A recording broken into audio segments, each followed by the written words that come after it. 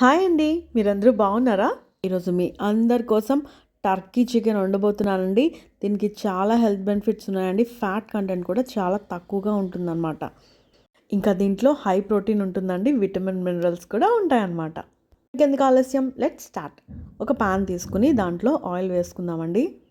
ఇది బాగా వేడయ్యాక దీంట్లో స్పైసెస్ యాడ్ చేసుకుందామండి.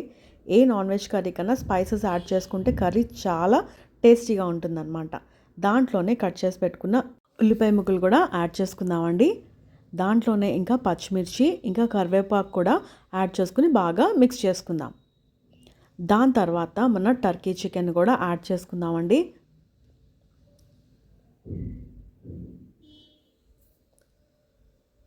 సో ఇలాగా ఇవన్నీ కూడా వేసేసుకున్నాం కదా, ఇవన్నీ కూడా బాగా మిక్స్ చేసుకుందాం. ఇలా బాగా మిక్స్ చేసుకున్నాక దీంట్లో ఫ్రెష్గా దంచిపెట్టుకున్న అల్లం వెల్లుల్లి పేస్ట్ కూడా యాడ్ చేసేసుకుందామండి. సో ఇలాగా ఇవన్నీ యాడ్ చేసుకున్నాక దీన్ని బాగా మిక్స్ చేసుకుందాం. సో ఇలాగా ఇవన్నీ యాడ్ చేసుకున్నాక 10 నిమిషాలు మనం మూత పెట్టుకుని బాగా ఉడికించుకుందామండి.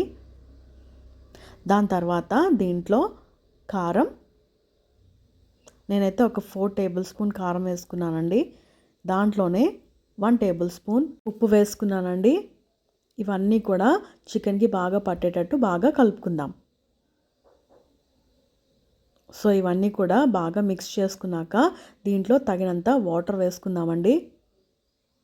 విడిగా ఉండేటట్టయితే కొంచెం వాటర్ ఎక్కువగా వేసుకోవాలి. కుక్కర్లో పెట్టేటట్టయితే మన ముక్కలు కవర్ అయ్యేదాకా పెట్టుకుంటే చాలన్నమాట.